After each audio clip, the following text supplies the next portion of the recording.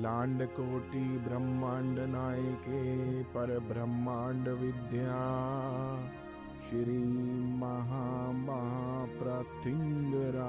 नमस्ते नमस्ते नमः।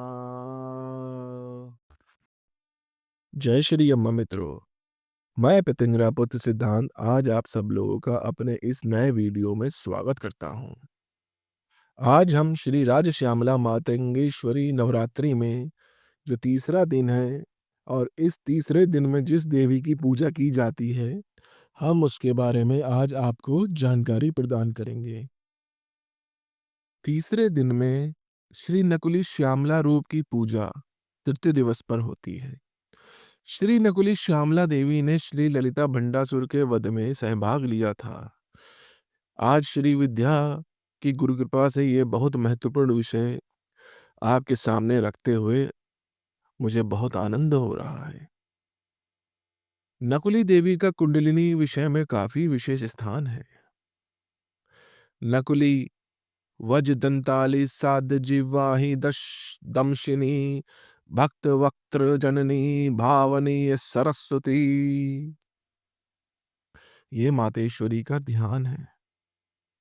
भंडासुर के वध में नकुली राजमातंगी एवं पितिंगरा देवियों ने बहुत जबरदस्त प्रदर्शन किया था। अब मैं आपको बताता हूं नकुली का प्राकट्य कैसे हुआ। श्री ललिता भंडासुर के युद्ध में भंडासुर ने अपने 5 महान सेनापति योद्धा उतारे। उनके नाम करंगा, काकवसिता, वज्रलोमा, वज्रमुखा और वज्रदंता थे। इन्होंने अपने तांत्रिक शक्ति बल से सर्पणी विद्या को उतारा। सर्पणी देवी ने अपने शरीर से करोड़ों सर्प ललिता के अनुचर यानी उनकी शक्ति योगिनियां और यक्षिणी वज्रानित्र्या बाल बला भैरवी चेटिका और इन पर जो है वो सारे सर्प छोड़े।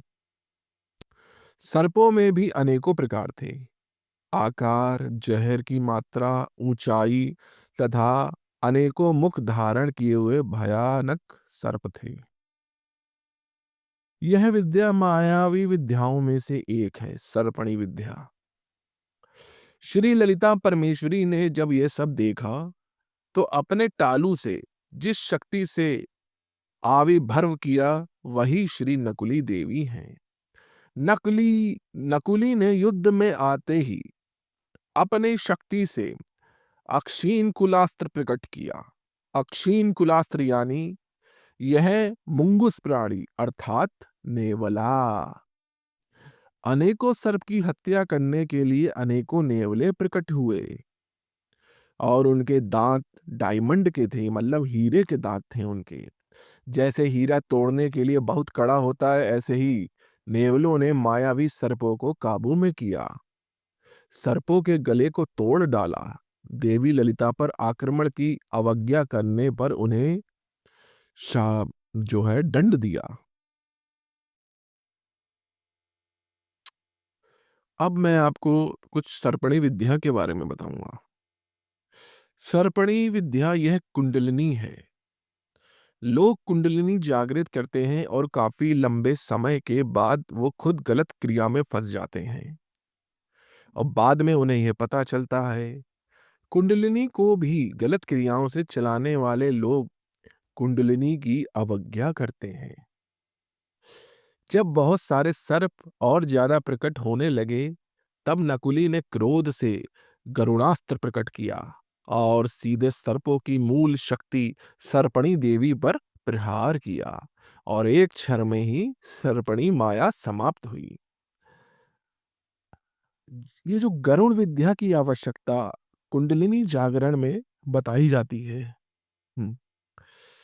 अब मैं आपको सर्पणी, गरुड़ और नेवला इन चीजों के बारे में मैं आपको बतलाऊंगा और इनका संबंध कुंडलिनी से क्या है। किसी भी कुंडलिनी शक्ति के जागरण में लोग उछलने लगते हैं, कमर से घूमते हैं, गला गोल गोल घूमता है, जरा सा भी घंटी की आवाज, मंत्रों की आवाज से भी अथवा किसी भी कारणवश लोग बुरी तरह से अचेतन होकर कूदने शुरू हो जाते हैं।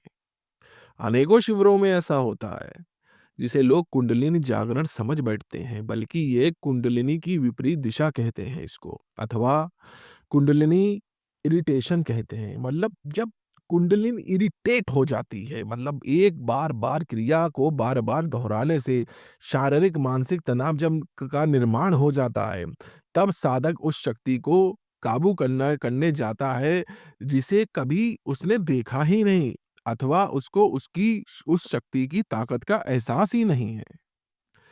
और इसी कारण जो है,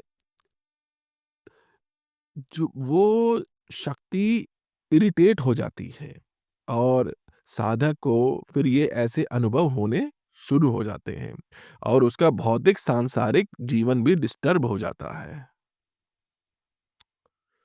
अब ऐसे समझो, एक रूम में 10 फुट व काले सांप को आपके साथ छोड़ दिया जाए, तो आप उस सांप को कैसे वश में करोगे?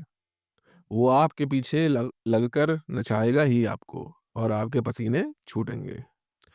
आप उसको वश में करने की तरकीब ही नहीं जानते। उसी तरह कुंडलिनी क्रिया में जो अदृश्य सांप है वह नाचता है। इसलिए श्री विद्या और क्रिया योग में गरुण साधना, शरव साधना, स्वादिष्ठान चक्र सही करने के लिए नरसिंह साधना दी जाती है। हमारे कुंडलिनी का जब मंथन होता है, तब पाताल लोक से और देवलोक से अनेकों शक्तियां आती जाती हैं। ऐसे समय में आपके पास भी कोई सही अस्त्र होना चाहिए। कुंडलिनी जब इस मंथन से मायावी रूप धारण करती है, तो वो साधक को भटका देती है, और ऐसे में आपके पास यह साधना रूपी विद्या होना जरूरी है। वो 5 बड़े शक्तिशाली कमांडर थे जिन्होंने ललिता के सैन्य पर हमला किया था। उसमें से एक शब्द का अर्थ मैं बताता हूँ। पहला कमांडर जो था वह बंडासुर का पुत्र करंगा नाम से था। करंगा का अर्थ है खाली दिमाग वाला, जिसकी खोपड़ी में कुछ नहीं घुसता, और वो किसी की बात ही सुनना पसंद नहीं करता। यह अपनी भाषा से दूसरों को भ्रमित करता है और संशय का निर्माण करता है। कुंडलिनी मंथन में माया का एक ये भी गुण है। आज की वीडियो में सिर्फ इतना ही। आज मैंने आपको नकुली मातंगी देवी के बारे में बताया, श्री नकुली श्यामला जी के बारे में, और कुंडलिनी में थोड़ा जो मतभेद होता है, और कुंडलिनी में को सही ढंग से जागृत करने के लिए श्री नकुली श्यामला जी की मदद हमको लेनी पड़ती है। आज की वीडियो में सिर्फ इतना ही। अब हम अपनी अगली वीडियो में मिलेंगे, चतुर्थी देवी के बारे में चर्चा करेंगे, और तब तक के लिए जय श्री अम्मा मित्रों, जय जय श्री अम्मा मित्रों। इस पवित्र यात्रा में हमारे साथ होने के लिए धन्यवाद। शक्ति के एहसास से को भीतर की शक्ति को जगाने दे। श्री वाराही, बगलामुखी एवं प्रत्यंगरा अम्मा के बारे में ज्ञान प्राप्त करे, अभी सदस्यता लें और तंत्र और परिवर्तन के मार्ग पर चलते रहें। जय श्री अम्मा।